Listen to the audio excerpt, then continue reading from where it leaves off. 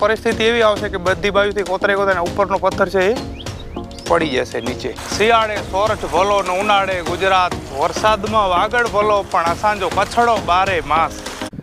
Hello મિત્રો, નમસ્કાર. આપણે આવી ચૂક્યા છીએ કચ્છનું ફેમસ કાળિયાદ્રો ખાતે અને સામે નદીમાં આપણે પાણી જોઈ શકીએ છીએ. અત્યારે આપણે શરૂઆતમાં ત્યાં જઈએ અને પછી આ બાજુ જે પથ્થરો છે, ડિઝાઇનિંગવાળા પથ્થરો છે અલગ અલગ જે એ આપણે જોશું. અહીંયા મસ્ત પવનથી રેતીમાં આવી ડિઝાઇન બની છે જે રાજસ્થાનના સેન્ડ હોય છે એ પ્રકારની. અને આવું કંઈક વચ્ચે અહીંયા પથ્થર પડેલું છે, જાણે કંઈક કોઈકના પગનું નિશાન હોય એવું લાગે છે. આવી રીતે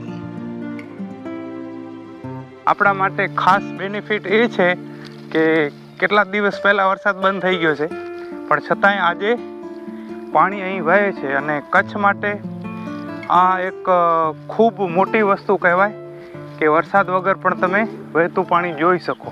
જો અત્યારે અહીંથી પાણી જાય છે, પાણી પીવાની ઈચ્છા છે.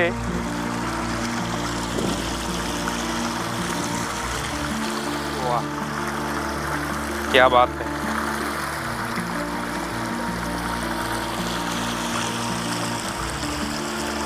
શિયાળે સોરઠ ભલો ને ઉનાળે ગુજરાત, વરસાદમાં વાગડ ભલો પણ અસાંજો કચ્છડો બારે માસ. કે પ્રકૃતિએ કચ્છને ઘણું બધું આપ્યું છે. અને ખાસ શહેરના મારા મિત્રોને વિનંતી કે આપ આવી જગ્યાએ આવો, આપ પરિવાર સાથે આવો, ખાવા પીવાની જે વસ્તુ લઈને આવો છો કાંઈ વાંધો નહીં, પણ અહીંયા જે તમે ગંદકી ફેલાવો છો મિત્રો, ખાસ વિનંતી કે આવા સ્થળોને આપણે સાચવીને રાખીએ તો જ આપણને ફરી પાછા અહીંયા આવવાનું મન થશે. ને આપણને એમ થાય કે આ પાંકે કરો આને પાંચ આચેવાળા નહીં એને ફેરા ખાલી હચીને હલ્યા વેનતાસી બે પેટી જો કરો, ત્રય પેટી જો કરો. હું તો નેરેલા થઈને તો મજા ભા મજા ભેણ. ખૂબ મોટી નદી છે અહીંયા અને હરિયાળી બહુ સારી છે. ખાસ એટલે તો વિશેષ આનંદ આપણને ચોમાસામાં આવે એનું કારણ જ એ છે, સાવ સૂકે સૂકું જે કચ્છ હોય છે એ લગભગ 80થી 90% જેટલું લીલી ચાદર ઓઢી લે. બાવળો લીલા થઈ જાય, ઘાસ ઉગી જાય અને લગભગ બધા વૃક્ષોને લીલોતરી આવી જાય, એક નવું જીવન આવી જાય, પ્રકૃતિમાં એક નવી ઉર્જાનો સંચાર થઈ જાય. એટલે આપણને કચ્છ ગમે છે, વરસાદમાં વિશેષ ગમે છે.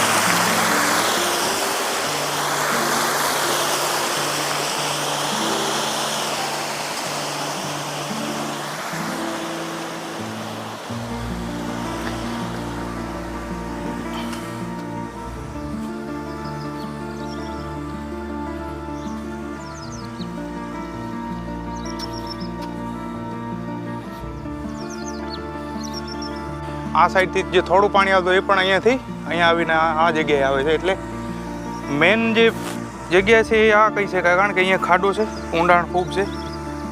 અહીંયાથી પાણી ઓલું આપણે અત્યારે જોયું અહીંયાથી આમ આવે છે. હવે આપણે અહીંયા નીચે જઈએ અને આ જે ડિઝાઇનિંગ છે કુદરતે કરેલી એ આપણે જોશું.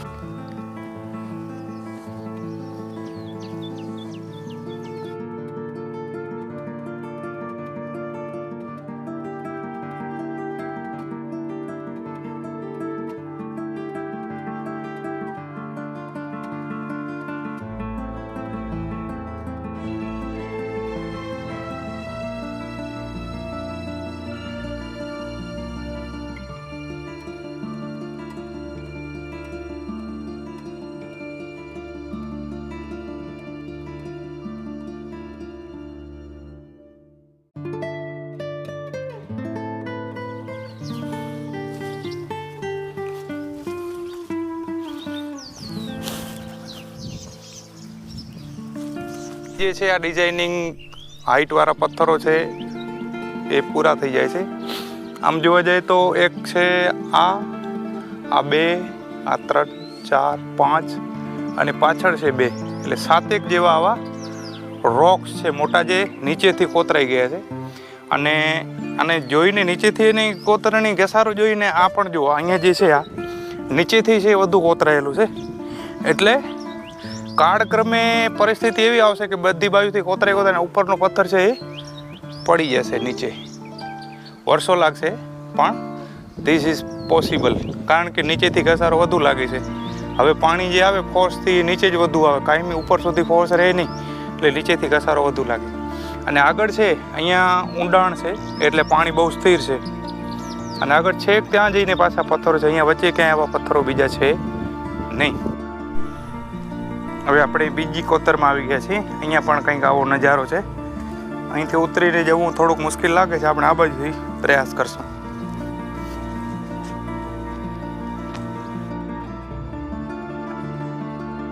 આ બાજુ તો એનાથી કેમેરો પકડીને જવું મુશ્કેલ છે, પણ અહીંયા પાણી ધીમે ધીમે ધીમે જઈ રહ્યું છે. અહીંયા પણ ઊંડાણ છે. નાહવાની અહીંયા સખત મનાઈ છે, તો મહેરબાની કરીને આપણે રિસ્ક લેવો નહીં.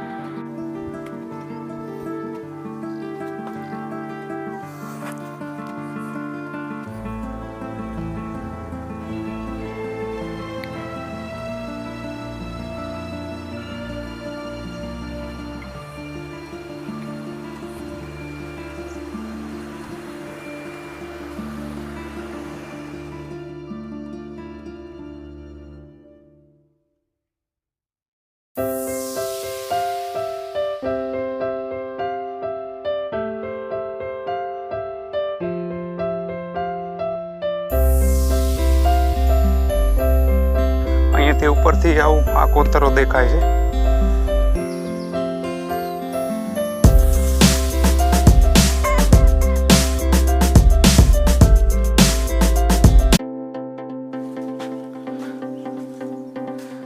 અહીંયા મસ્ત એક કૂવા જેવું નેચરલી કૂવો બનેલો છે, અને આ પાણી ક્યાંય જવાનું નથી. હવે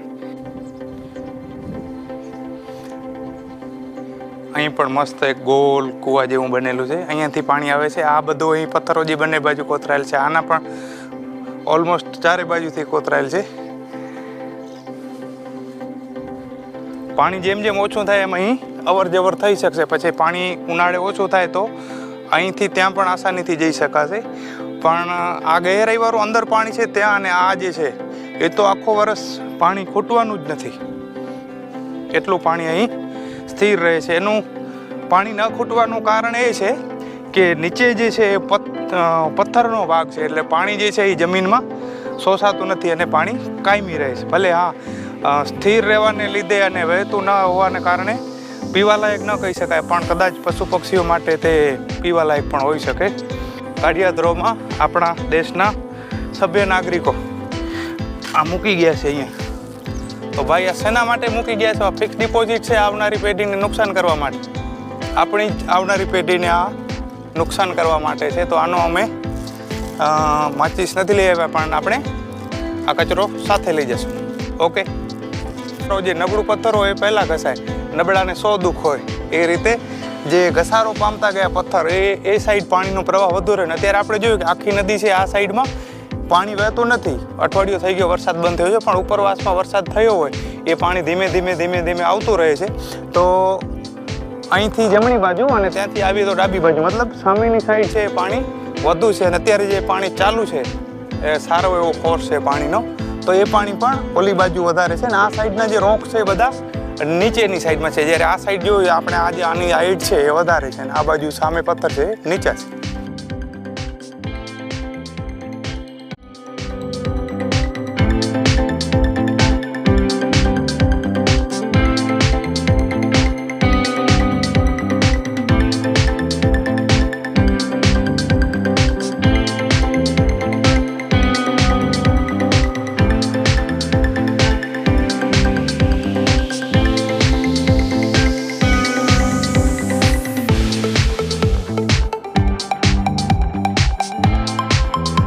મિત્રો કાળિયાદરો આવવા માંગતા હોય એમના માટે ખાસ 38 કિલોમીટર ભુજથી છે. આપ કોડકી, મખણા અને સુમરાસર જત એ ગામથી થઈ અને પછી વટાછડ ગામ આવે છે. વટાછડ ગામ બાદ એક પુલ આવે છે, અને પુલથી તરત જ બાદ ડાબી બાજુમાં વળી જવાનું છે, અને ત્યાંથી કાચો રસ્તો એટલે કે ઓફ રોડ શરૂ થાય છે. ત્યાં એક ગાડીઓ ઘણી બધી ઊભી હોય છે. જો તમે તમારું વાહન 4 વ્હીલર લઈને આવ્યા હો તો એ ઓફ રોડિંગ છે એના માટે મુશ્કેલ છે. એટલે ત્યાંથી જીપો તમને મળી જશે. કંઈક ભાડું પર પર્સન 50 રૂપિયા છે અથવા ફિક્સ ભાડું પણ એનું જે કંઈ પણ હોય તો ત્યાંથી આપણે ગાડી દ્વારા કાળિયાદરો આવી શકો છો. પણ ખાસ આ પ્રકૃતિ જળવાઈ રહે એનું પણ આપણે ધ્યાન રાખવું. કારણ કચ્છ, કુદરત અને કાળિયાદરો આ ત્રિવેણી સંગમ એટલે અહીંની પ્રકૃતિ, અહીંના પથ્થરોમાં રહેલો પ્રાણ જેને કહી શકાય, પથ્થરોમાં રહેલો જેને પરમાત્મા કહી શકાય, એ આ સ્થળની સુંદરતા છે. પથ્થરો પણ વિવિધ રંગથી ખીલી અને આપણને આનંદ કરાવી શકે છે, આપણને મોજ કરાવી શકે છે. અને અહીંયા આવી અને પક્ષીઓનો ઝીણો ઝીણો અવાજ, આજુબાજુની હરિયાળી, પાણીનો અવાજ અને એક એમ કહેવાય કે પ્રકૃતિનો સોળે કળાએ જે ખીલેલો જે સ્વરૂપ છે તે આપણને અહીં જોવા મળે છે. આ છે કચ્છનો કાળિયાદરો અને આ છે એની સુંદરતા.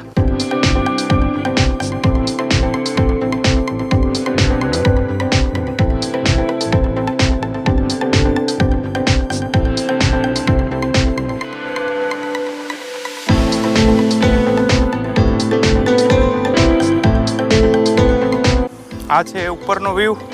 અહીંથી ઉપરથી કંઈક આવા પથ્થરો દેખાય છે અને આ સામે ખૂબ મોટો પથ્થર છે. હવે અહીં સ્પેસ થોડીક વધુ છે અને રિસ્ક પણ છે અહીંથી અહીં જવાનો, એટલે એ ખતરો આપણે કરવો નથી.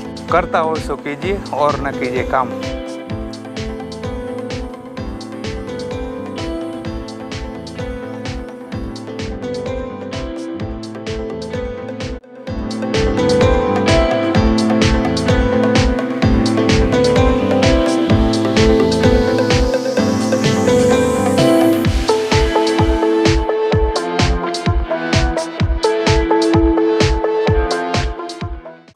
તો મિત્રો આ છે કુદરતે કાળિયાદરો.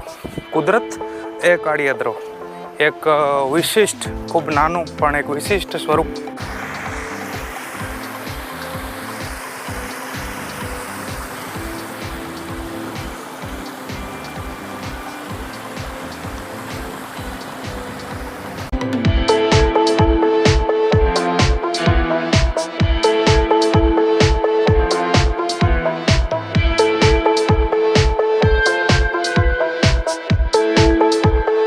મિત્રો આશા રાખું છું કે આપને આ વિડીયો ખરેખર ગમ્યો હશે અને આપે ખૂબ જ આનંદ લીધો હશે. પ્રકૃતિ પ્રેમી તરીકે તમે તમારા સુઝાવ અમને આપતા રહેશો. અત્યાર સુધી જો તમે ચેનલ સબસ્ક્રાઈબ ના કર્યું તો પ્લીઝ ચેનલને સબસ્ક્રાઈબ કરી દેશો. કમેન્ટ કરીને ખાસ જણાવજો કે તમે ક્યાંથી છો, કયા ગામથી છો અને આવા પ્રાકૃતિક સ્થળો વિશે જો તમને વિશેષ માહિતી હોય અને અત્યાર સુધી એ યુટ્યુબ ઉપર ના આવેલું હોય તો ખાસ કમેન્ટમાં તે પણ અમને જણાવશો. અને ચેનલને આપના મિત્રો સુધી શેર કરી અને આવી વિશેષ પ્રાકૃતિક સ્થળોની જે માહિતી છે તે લોકો સુધી પહોંચાડવા માટે મદદ પણ અમને અવશ્ય રૂપે કરશો. ફરી મળીશું આવા પ્રાકૃતિક અથવા કોઈક ધાર્મિક અથવા કોઈક વિશેષ સ્થાન સાથે, આવા જ વિડીયો સાથે. ત્યાં સુધી હસતા રહેજો, રમતા રહેજો. જય હિન્દ, વંદે માતરમ, જય સિયારામ.